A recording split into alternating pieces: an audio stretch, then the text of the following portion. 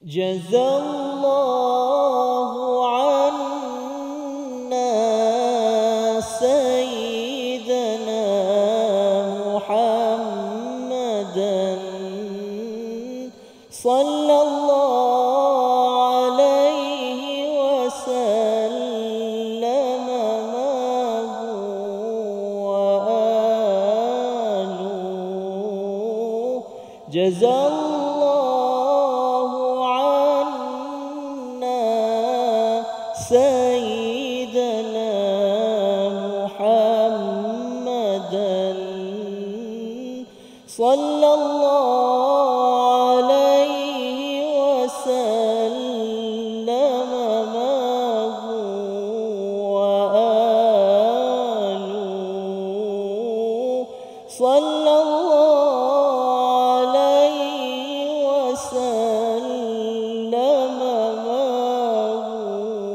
wa aluhu.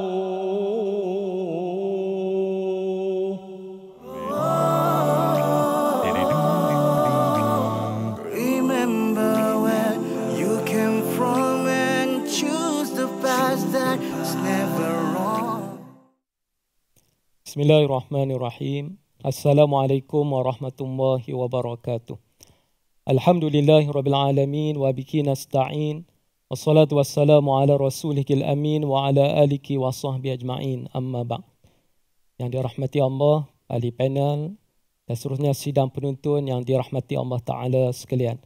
Alhamdulillah bertemu kita pada siri kali ini untuk membincangkan satu tema yang berharga lagi istimewa dalam rancangan kita susun ini, iaitu Road to Arafah Quran Hour.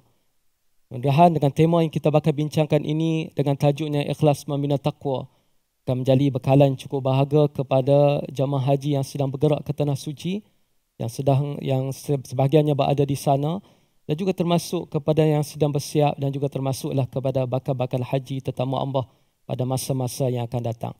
Alhamdulillah, studio kita, program kita pada waktu ini kita menerima tokoh yang sangat kita kagumi keilmuannya dan pengalamannya, dan juga kita akan juga turut disemarakkan dengan bacaan Al-Quran oleh Ustaz Jalal di samping panel khas kita iaitu Al-Fadhil Dr. Ridwan Bakar.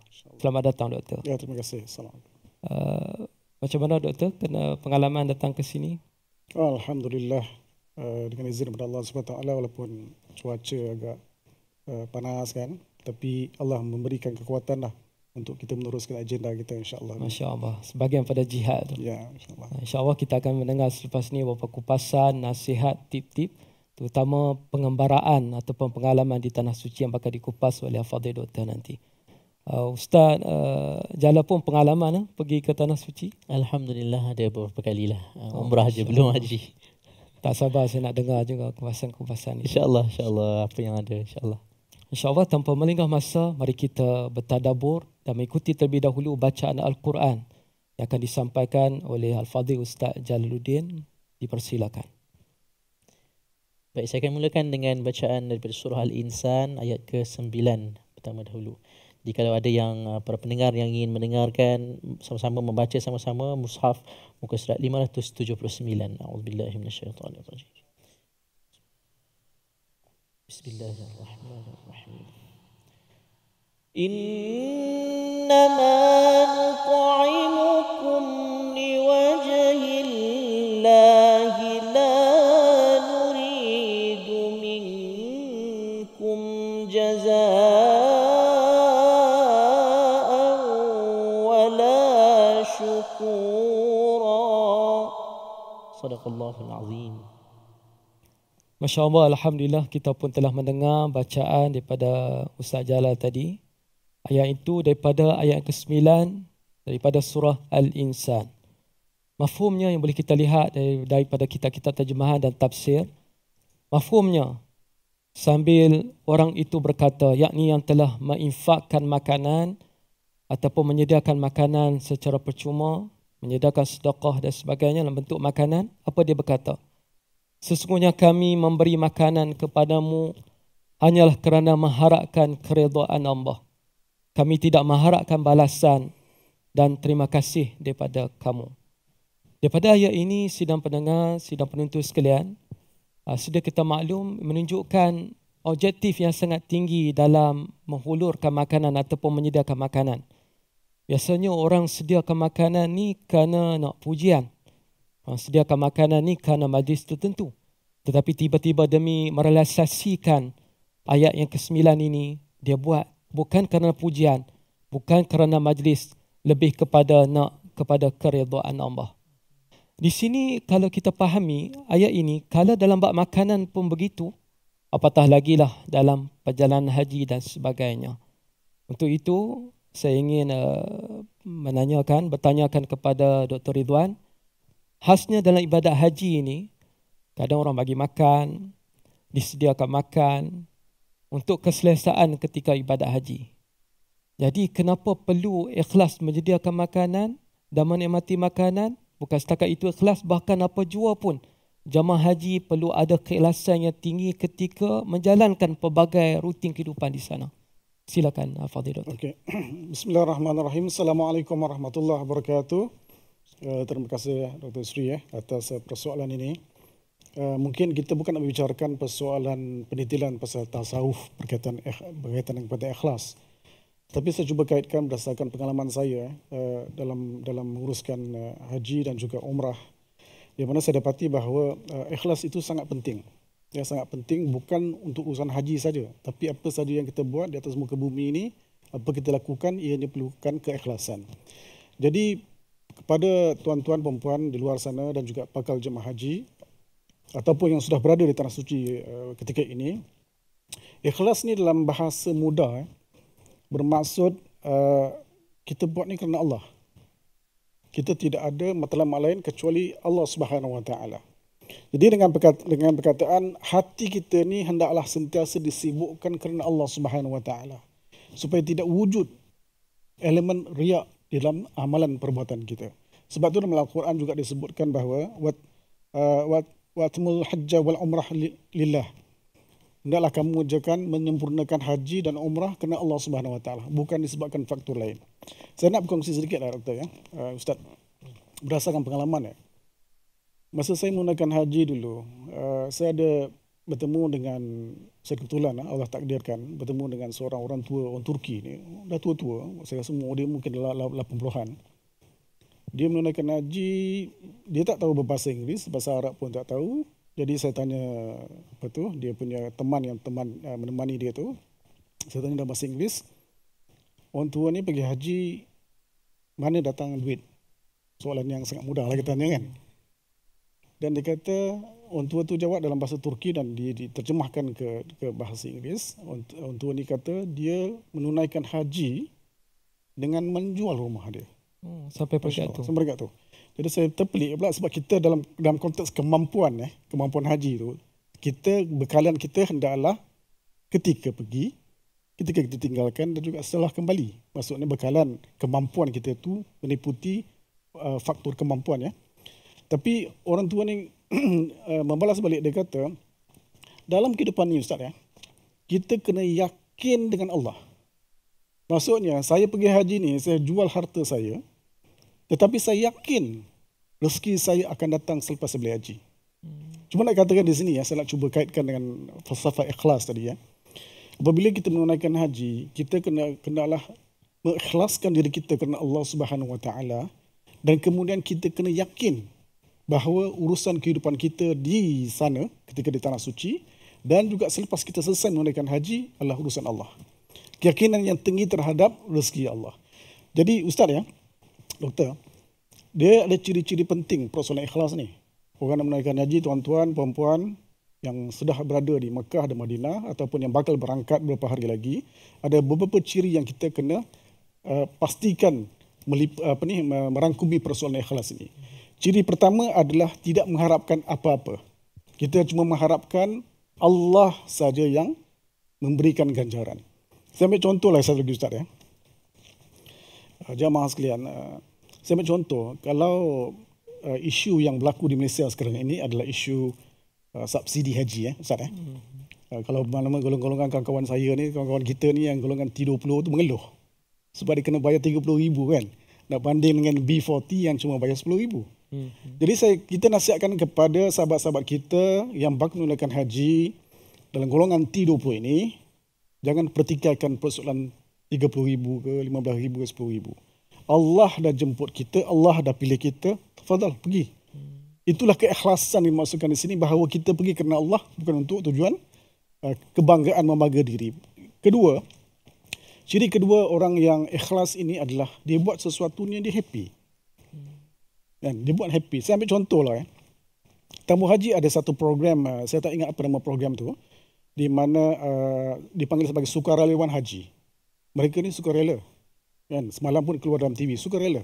Maksudnya mereka jamaah seperti biasa, tidak mendapat allowance apa-apa, tapi mereka sukarela. Golongan inilah akan menepati kaedah ataupun falsafah ikhlas itu, di mana mereka membantu tabung haji, ya, menguruskan jamaah-jamaah haji dengan keadaan sukarela. Dia happy buat. Dia tak ada minta ganjaran duniawi. Ya. Dan ketiga, orang yang ikhlas ni dia sungguh-sungguh. Jadi kalau kita lihat, kita nak pergi haji ni, kita nak sungguh-sungguh lah. Perkara pertama kena buat apa? Daftarlah haji. Kan? Daftar haji. Simple kan? Daftar macam tak ada terima haji.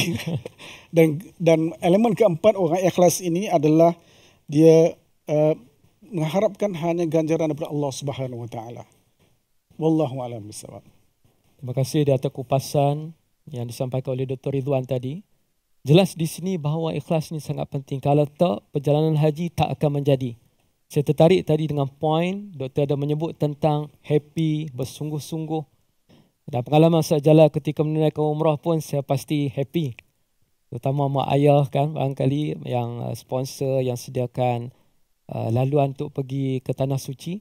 Mungkin di sini Ustaz Jalal boleh kongsi macam mana pengalaman ketika awal berada di Tanah Suci dan sebagainya.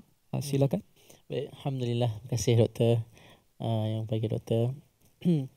Pengalaman pertama kalilah mungkin saya boleh ceritakan, sebab saya pergi beberapa kali ya. Tapi yang pertama kali tu selalunya ialah yang paling berharga lah, yang paling manis sekali. Saya pergi masa tu waktu bulan Ramadan, dan saya pergi masa saya belajar di luar negara.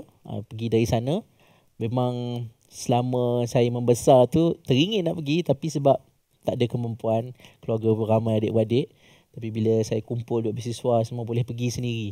Jadi rasa manis tu memang tak dapat digambarkan lah bila kita pergi sana sendiri. Lepas tu bulan Ramadan pula, Alhamdulillah.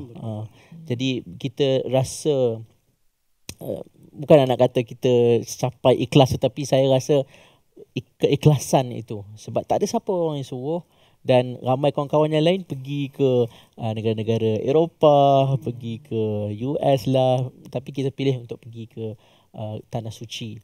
Dan saya rasa bila saya tengok balik keputusan saya masa saya muda tu, Alhamdulillah lah, begitu. Bila masuk ke Kota Suci Mekah, nampak Kaabah, rasa macam orang kata sayu pun satu, sebab kita selama ni kita solat menghadap ke kiblat itu, kemudian kita nampak depan mata kita Kaabah yang menjadi fokus kesatuan ummah. Okay, Alhamdulillah. Mudah-mudahan sinar pendengar pun ada di kalangan anak-anak akan menjejaki tauladan ataupun ikutan daripada Ustaz Jalal selepas ni lah. Kita pergi dalam keadaan usia muda sangat istimewa. Nanti insya-Allah kita akan dengar kupasan daripada Dr. Ridwan pengalaman buat jamaah. Kan ada yang asal tak ada duit tapi dapat rezeki dah pergi juga. Ada yang asal sakit pergi ke sana tiba-tiba sembuh, ataupun memang sakit duk mengajarkan haji tapi sakit ataupun umrah. Itu semua dalam sudut tertentu taklah sampai menjejaskan. Masih lagi boleh untuk tunaikan selagi mana taklah sampai peringkat mudarat. Kita kembali balik pada bertadabbur pada ayat ke-9 surah Al-Insan ini. Apabila kita mengamati sejarah Arab, doktor, memang menjadi tabiat mereka memberi makan. Cuma beza datangnya Islam, memberi makan ni kerana Allah. Mereka menajar jemaah haji, memakmurkan Masjidil Haram. Tetapi amalan ini walaupun unik, istimewa, nampak berkebajikan tetapi ditolak di sisi Allah. Di sini ingin kita bincangkan perihal nawaitu kepada Allah ini, benar-benar buat haji kerana Allah, termasuklah bagi bantuan makanan, pakaian dan semuanya, terutama muasasah di sana, ataupun bantuan daripada jiran, tolong apa yang patut kepada jemaah haji.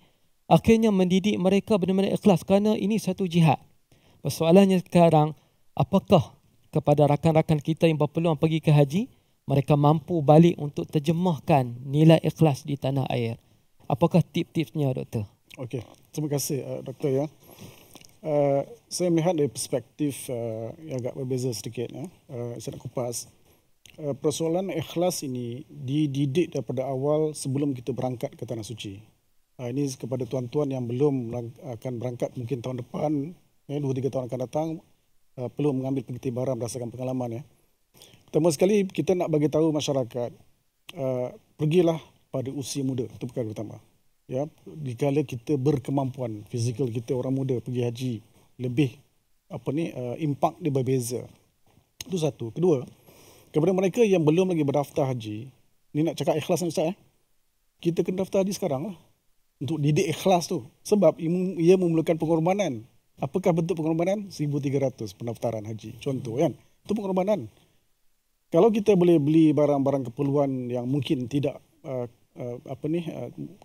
penting bagi kita, nak beli handphone set baru dan sebagainya. Ini nak cakap pasal orang muda ni.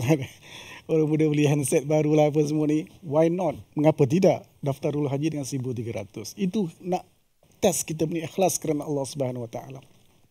Seterusnya, sebelum kita berangkat haji ni, kita juga kena melatih diri kita untuk menjadi manusia yang sabar. Kan? Sabar dengan ujian daripada Allah Subhanahu Wa Taala. Sekarang Ustaz, kalau teman saya baru bagi tahu saya semalam, dia daftar haji, dia dapat tahun 2159. Maksudnya berapa tahun tuan? Doktor, 130 tahun nak menunggu. Jadi, kalau kita betul-betul ikhlas kerana Allah Subhanahu Wa Taala, sekarang juga kita daftar buat apa? Tunggu-tunggu. Kalau kita daftar, kalau anak-anak kita boleh kita daftarkan dulu. Ini antara proses untuk menjadi manusia yang ikhlas kerana Allah Subhanahu Wa Taala. Sebab Ustaz ya, kalau kita berada di Tanah Suci, suasana dia agak berbeza. Ya, memang ramai orang pergi makan. Kalau kita dalam bulan Ramadan, Ustaz pernah pergi bulan Ramadan. Kita tak payah fikir pasal makan minum. Sebab iftarnya di masjid. Kita tak perlu risau pasal makan minum. Jadi rezeki itu ditentukan oleh Allah Subhanahu Wa Taala. Tetapi nak melatih keikhlasan itu hendak bermula di tanah air sendiri. Jadi dalam konteks lain ya, antara perkara-perkara yang kita nak mencapai tahap-tahap keikhlasan ini adalah fokus kita untuk menunaikan haji ini adalah untuk tujuan ibadah. Tidak ada fokus lain. Mungkin objektif orang mempunyai objektif yang berbeza, Doktor ya. Saya ambil contoh lah ya. Mungkin perkara ni tak ketara masa musim haji, tetapi siapa yang pernah menunaikan umrah, ni berdasarkan pengalaman Doktor ya, Ustaz. Ada saya jumpa hamba Allah yang menunaikan umrah bukan dengan niat untuk menunaikan umrah, tetapi untuk berdoa depan Kaabah minta projek 1 juta. Oh, ada tujuan lain. Ini kisah benar ni, ini pengalaman ni. Maksudnya dia ada niat lain. Kan? Mungkin dia kata, kekuatan doa kami ni tak solid kan. Yang ada saya jumpa, Doktor yang Ustaz ya, sidang penonton sekalian, ada yang bawa isi borang untuk dapat tender, masuk projek tender pun ada depan Kaabah. Kayaknya bentang depan Kaabah. Memang isi borang. Confirm dapat tu. Dengan keyakinan, alhamdulillah lah dia yakin kan. Cuma nak ceritanya, keikhlasan itu dari sudut makanan, kita nak cuba kaitkan makanan dengan orang yang datang ini, dia mempunyai ragam-ragam yang berbeza. Ada orang datang untuk mendapat peluang perniagaan. Ada orang datang mungkin dengan niat untuk berdoa sakit dan sebagainya macam Ustaz cakap. Ada orang yang datang memang nak bersedekah. Sebab dia nampak ganjaran sedekah di Tanah Suci, ratusan, 100,000 kali ganda di Tanah Haram. Jadi kalau kita lihat dalam pengalaman umrah mungkin terkait juga dengan haji ini, insya-Allah bab makanan orang akan bagi banyak. Cuma kita nak pesan pada jamaah haji Malaysia yang sedang berada di sana, jangan komplain pasal makanan. Sebab ada ramai jamaah yang tak berpuas hati dengan kualiti makanan. Alhamdulillah cukup jelas penjelasan tadi. Mudah-mudahan itulah yang dapat dipupuk oleh jemaah haji apabila bertandang ke sana nanti. InsyaAllah kita sudi lepas ini, selepas berehat seketika insyaAllah. Remember where you came from and choose the path that's never wrong. Tabung Gerakan Al-Quran mengqurankan bangsa, mengikhlaskan ummah.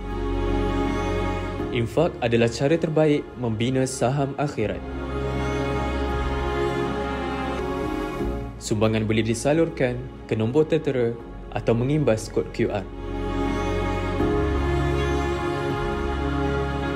Jom berjuang bersama Al-Quran.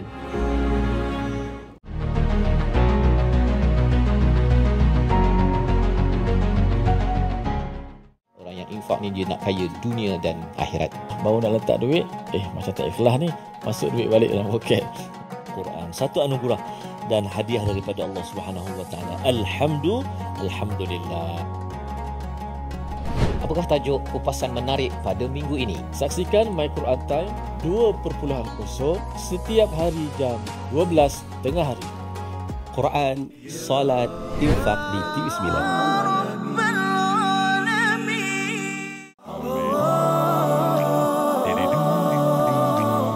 Remember where you came from and choose the path that's never wrong.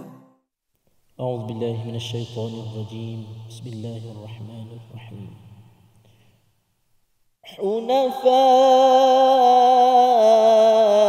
حنفاء لله غير مشركين به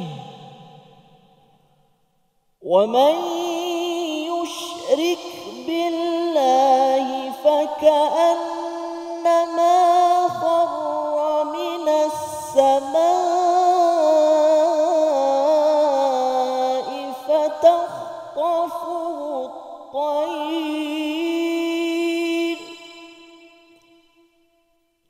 فتخطفه الطير أو تهوي به الريح في مكان سحيق صدق الله العظيم. Demikianlah ayat yang telah disampaikan oleh Ustaz Jalaluddin bin Muhammad Zaki tadi, yang mafhumnya boleh kita ikuti dalam tafsir dan terjemahan ayat yang ke-31 daripada surah Al-Hajj. Mafhumnya, beribadahlah dengan ikhlas kepada Allah tanpa menyekutukannya. Barang siapa menyekutukan Allah, maka seakan-akan dia jatuh daripada langit, lalu disambar oleh burung atau diterbangkan angin ke tempat yang jauh. Sebelum ini kita berbincang Al-Fadhil Dr. Ridwan berkenaan dengan keikhlasan dalam memberi makanan. Dan ayat tersebut ada kaitan dengan ayat ini dari segi tuntutan ikhlas. Berdasarkan pada ayat yang ke-31 surah Al-Hajj ini tertera kalimah hunafa. Hunafa daripada kata akar yang sedia kita maklum daripada hanif, iaitu meninggalkan kesyirikan, meninggalkan perkara yang batil, semata-mata melakukan perkara yang dituntut dalam agama dengan setulus mungkin. Ada hikmahnya kenapa Allah Subhanahu Wa Taala telah mentakdirkan ayat ini termaktub surah Hajj. Kerana ibadah haji sedia kita maklum adalah kemuncak segala peribadatan kepada Allah. Dengan haji, dia balik itu, nascaya dia akan tetap setia dengan solat, dengan puasa, zakat dan seumpamanya, kerana dia telah mengerjakan seafdal-afdal ibadat. Kita tengok dalam hadis Sahih Bukhari ada dinyatakan Sayyidatuna Aisyah telah bertanya pada Rasulullah sallallahu alaihi wasallam, naral jihad afdalul amal atau kama qalat. Kami telah memandang jihad, perjuangan menegakkan Islam ni adalah sebaik-baik amalan. Afala nujahid, apakah cukup kami berjihad di jalan Allah, iaitu berperang dengan kekufuran dan seumpamanya? Maka Nabi pun membalas, la, walakin afdalul jihad hajjum mabrur. Tidak, bukan semata-mata hal itu. Bahkan seafdal perjuangan ialah haji yang mabrur. Oleh itu, mari kita bincang dalam siaran ini bagaimanakah bentuk haji yang diterima di sisi Allah atas sebutan haji mabrur. Apakah pandangan doktor? Tips-tips ke arah mencapai haji mabrur yang besar faedahnya di dalam agama kita ni. Silakan doktor. Okay. Terima kasih doktor ya. Berkaitan dengan haji mabrur ni. Dan saya cuba kaitkan dengan suratul Hajj ayat 31 ni ya. Perkara pertama kalau kita lihat dari surah Al-Hajj ini, banyak ayat menyebut berkaitan dengan akidah kita, tauhid. Ya, jangan menyekutukan Allah Subhanahu Wa Taala. Sebab itu disyariatkan kepada para jemaah haji untuk bertalbiyah. Kan cuma orang yang dalam keadaan ihram haji ataupun umrah, mereka yang bertalbiyah. Kan labbaik Allahumma labbaik labbaik la syarika lak labbaik innal hamda wa ni'mata lak wal mulk la syarika lak. Maksudnya kami datang menyahut seruanmu. Sungguh-sungguh menyahut seruanmu. Bukan sekadar pergi makan angin. Sebab tu kita khawatir orang jamaah umrah visa turis ni kan. Ramai yang makan angin kan. Daripada wallahualam niat masing-masing lah. Cuma kita nak katakan di sini bahawa dalam suratul Hajj memang ditekankan perkara yang sangat penting adalah jangan mempersekutukan Allah. Maksudnya tauhid akan kita perjelaskan. Clear, maksudnya kita pergi ni hanya kerana Allah Subhanahu Wa Taala, kita tidak menduakan Allah Subhanahu Wa Taala. Dan kalau kita merujuk kepada suratul Baqarah ayat 197 Ustaz ya. Suratul Baqarah 197 yang saya cuba kaitkan ya. Ada 3 perkara untuk kita mencapai matlamat ataupun haji mabrur. Pertama sekali disebutkan dalam suratul Baqarah 197 adalah istilah rafas. Ya. Kedua wala fusuqa dan ketiga wala jidal. 3 perkara penting untuk kita mencapai haji mabrur. Pertama sekali rafasah. Ustaz lebih arif untuk menterjemahkan benda ni, cuma saya cuba kupas dari perspektif pengalaman ya. Kita bila menggunakan haji ni kita jangan bertengkar. Ya, kita nak cakap pengalaman lah. Dia haji dengan umrah ni pengalaman dia agak berbeza. Dia stres haji dia lebih. Umrah ni kita boleh bersenang-senang sedikit. Bergaduh ni tiap-tiap musim doktor. Itulah. Macam pengalaman saya pergi haji kan. Bila kita ditakdirkan satu bilik dengan orang yang masa tu saya pergi muda lagi. Orang tua-tua dah 60-70 kan. Mereka tak tahan aircon, sejuk. Jadi tutup aircon. Kita pula panas, kita buka aircon. Jadi maksudnya kita jangan bertengkar lah dengan jadi kalau kita rasa dia akan merosakkan haji kita beralah. Kita beralah lah. Orang muda ni beralah. Jangan nak tunjukkan yang kita ada kita orang muda kita nak kita punya keinginan kan. Itu satu. Kedua, ada juga kes di mana ketidakpuasan hati kepada pengurusan haji itu sendiri, sama ada tabung haji ataupun syarikat swasta mengendalikan jemaah haji ni. Jadi untuk apa kita bertengkar? Bukan sekadar bertengkar Ustaz. Pengalaman saya ada yang bertumbuk pada musim haji ni sampai peringkat begitu. Jadi bagaimana kita nak mencapai haji mabrur di mana kita melanggar apa yang disebut dalam ayat Quran ayat 197 ini. Okey, itu perkataan pertama berkaitan dengan bertengkar. Kedua yang disebut dalam Quran adalah wala fusuqa ataupun janganlah kita buat benda-benda fasik. Kan kita mencela orang kan ataupun benda fasik ni contohnya dalam konteks zaman sekarang ini sama ada sedar ataupun tidak banyak masa kita dengan gadget. Betul. Kan dengan social media lah. Kejap-kejap kita pergi nak tawaf pun kita share pengalaman kan, ambil gambar, foto dan sebagainya. Ada sampai peringkat mungkin bukan jemaah haji Malaysia, jemaah negara lain. Dalam keadaan dia bertawaf pun dia sibuk ambil video. Jadi bagaimana nak mencapai haji mabrur kalau kita sibukkan dengan urusan duniawi? Kan? Dan ketiga yang disebutkan dalam ayat seterusnya adalah wala jidal ya. Di mana kita janganlah suka mencari salah orang ya, suka mencerca orang ataupun suka mengambil tahu benda-benda yang tak perlu. Dalam kita menunaikan haji, kita perlu fokus. Fokus kita sebenarnya perjalanan haji ini bukan sekadar perjalanan fizikal kita ni. Perjalanan haji bukan sekadar kita melabur wang ringgit untuk kita menunaikan haji. Tetapi perjalanan haji melibatkan perjalanan spiritual. Jadi kita kena jaga diri kita. Dan ikhlasan kita kerana Allah Subhanahu Wa Taala berbalik pada surah Hajj yang dibaca tadi ya. Di mana amalan kalau kita laksanakan amalan dalam keadaan kita mempersekutukan Allah sama ada kita sedar ataupun tidak, maka dia akan jadi yang kes itulah dia.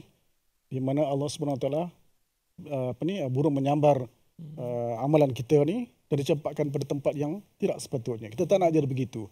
Maksudnya di sini tuan-tuan, perempuan sekalian, apabila kita melaksanakan haji, impak dia yang penting. Yang impaknya terhadap diri kita ketika kita berada di tanah suci dan kemudian yang penting, sangat penting adalah selepas kita kembali ke tanah air. Maksudnya kita merubah diri kita, masyarakat dan negara, insya-Allah. Wallahu alam. Berdasarkan ayat yang telah kita bincangkan ni Doktor dan Ustaz Jalal, antara perkara di samping jidal, fusuk yang diperkatakan tadi kan, antara benda yang amat menakutkan ialah tiba-tiba melakukan syirik ketika haji. Ini juga tak mesti berlaku kerana ada orang pergi tu, dia kata aku datang ke Kaabah ni, Tuhan ada dalam Kaabah. Dia pergi faham macam tu. Dia kucuk Hajarul Aswad, dia kata kalau tak kucuk, haji tak sah. Boleh tak Doktor kongsikan apakah tragedi yang akan menyebabkan boleh mengheret kepada krisis keimanan? Bagaimana peringatan layak ini, siapa yang syirik ini langsung tak akan selamat di sisi Allah. Didatangkan tashbih, disamakan seperti seorang yang jatuh pada langit. Dia akan terhuyung-hayang, dia akan melayang-layang dan akhirnya akan dimusnahkan bila jatuh ke bumi. Ataupun dia menyangka dia akan selamat kerana tibanya burung, tapi burung itulah yang telah mencederakan ataupun memamah daging-dagingnya di awal-awangan. Itulah tashbih ataupun perumpamaan Allah kepada orang yang syirik. Jadi ayat ini apabila termaktub dalam surah Al-Hajj, bagaimana kita nak kaitkan apakah perkara syirik yang mungkin berlaku ketika ibadat haji? Silakan Doktor. Terima kasih Ustaz. Berdasarkan pengalaman saya, benda ni mungkin tidak nampak ketara, Doktor, sidang penonton sekalian. Benda ni dia bersifat terlalu halus untuk dibicarakan. Sebab persoalan yang biasa ni kita lakukan adalah perkara-perkara yang kita tak sedar. Kita tak sedar. Antaranya ialah kita sendiri kufur akan nikmat Allah Subhanahu Wa Taala, dan menghina orang ataupun menghina makanan yang kita ada, ya, ataupun kita merasakan bahawa kenapa contohnya Islam diturunkan di tanah suci Mekah, sedangkan orang-orang di tanah suci ini golongan-golongan yang agak kasar, golongan yang seolah-olah dipertikaikan. Kenapa Islam yang cantik itu diturunkan di satu gurun pasir, di lembah tanah pasir, di kalangan orang-orang yang agak keras. Ini antara perkara-perkara yang berdetik. Sebab tu kita katakan pada kita selalu sebut, apabila kita berada dalam suasana haji, dalam bilik kita ada 4 orang, mungkin 6 orang, 8 orang, dia banyak cerita, Ustaz. Bila terlalu banyak cerita itu yang timbul perkara-perkara yang boleh menyebabkan persoalan-persoalan, menyebabkan ketauhidan ini. Kan, kenapa persoalan kenapa jadi macam ni? Kenapa jadi macam tu kan? Kenapa Nabi Adam AS diturunkan? Sampai saya ada jumpa seorang Doktor, saya ada jumpa seorang hamba Allah ni. Dia kata, saya kalau jumpa Nabi Adam di hari akhirat nanti, orang pertama yang saya akan tumbuk Nabi Adam. Sampai macam tu. Jadi mengapa jadi macam itu? Sebab dia kata kita kan dulu ahli syurga. Kan? Kita dah menikmati syurga. Nikmat sebagai tak payah nak fikir pasal kerja apa semua kan, duduk dalam syurga kan. Tapi sebab Adam punya silap lah kita jadi duduk kat dunia dan kita rasa tertekan dengan kehidupan duniawi ini. Sedangkan dunia ini adalah tempat untuk kita melabur. Untuk tujuan akhirat. Tetapi ini antara persoalan-persoalan yang saya rasa banyak berlaku disebabkan oleh banyak masa di sana, Ustaz. Doktor, Allahuakbar. Terima kasih atas kupasan tadi. Jelas di sini kesyirikan ini boleh berlaku dalam bentuk tanpa disedari. Yes. Pahaman-pahaman yang bukan-bukan. Kita bercakap tentang haji mabrur. Di samping itu juga jangan dilupai sidang pendengar dan penuntut sekalian, iaitu tentang umrah maqbulah, umrah yang diterima. Kerana apabila jemaah haji tiba di sana, mereka akan buat 2 perkara. Wa atimul hajja wal umrata lillah. Sempurnakanlah, lakukanlah ibadat haji dan umrah kerana Allah. Justru sepakat alim ulama bahawanya umrah adalah juga wajib. Itu kesempatan jemaah haji bertandang ke kota Mekah, mereka akan buat 2 ibadat ini. Jadi kita nak dengar pandangan daripada Ustaz Jalal, pengalaman sebelum ini kan. Ya. Apakah ciri-ciri umrah? InsyaAllah kita nak umrah kita makbulah diterima. Apakah persediaan ke arah itu dan bagaimana cara pula kita menterjemahkan umrah itu sekembalinya ke tanah air, insyaAllah. Sila Ustaz. Baik, terima kasih Doktor. Saya cuba jawab dalam konteks saya sebagai orang awam lah kan. Tadi dah dikupaskan oleh Doktor tentang ayat dalam Quran macam mana nak dapatkan haji yang mabrur kan. Tapi sebagai orang awam, saya cuba untuk tidak melakukan beberapa perkara lah. Satu, macam yang disebutkan tadi tu, social media. terlalu nak update semua benda dekat social media, selalu nak buka, nak main phone, walaupun data kalau roaming tu 2 gig je memang habis sebab kita dok fokus kepada Instagram, nak buat konten. Itu orang muda sekarang ni begitu. Terlalu asyik dengan konten. Nak pergi umrah, buat konten. Itu takut kita pergi tu sekadar nak konten dan bukan utamanya ialah untuk lillahi ta'ala macam disebutkan tadi.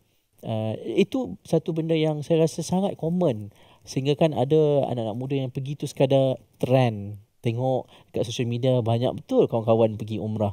Dia pun pergi umrah, dia pun nak buat konten. Tengok post-post yang viral-viral ni, dia pun buat juga macam tu.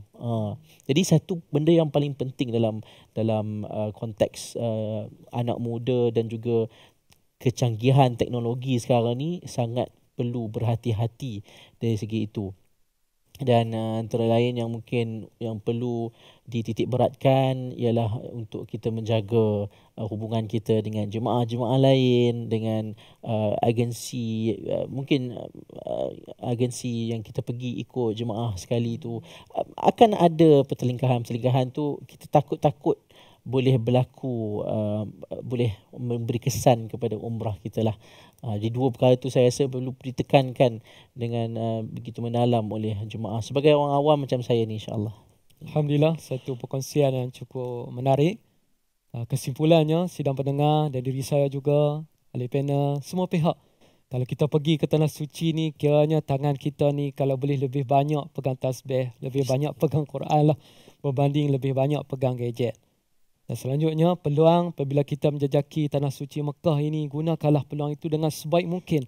Matlamat utama sebagaimana perbincangan kita menerusi ayat ini daripada surah Al-Hajj, ayat yang ke-31 ialah memastikan diri hanif, benar-benar lurus di atas akidah, benar-benar lurus di atas syariah, dibuat segala agenda ibadat tak lain adalah kerana Allah, balik pun kerana Allah, lalu dia menjadi hamba Allah yang sejati sepanjang zaman.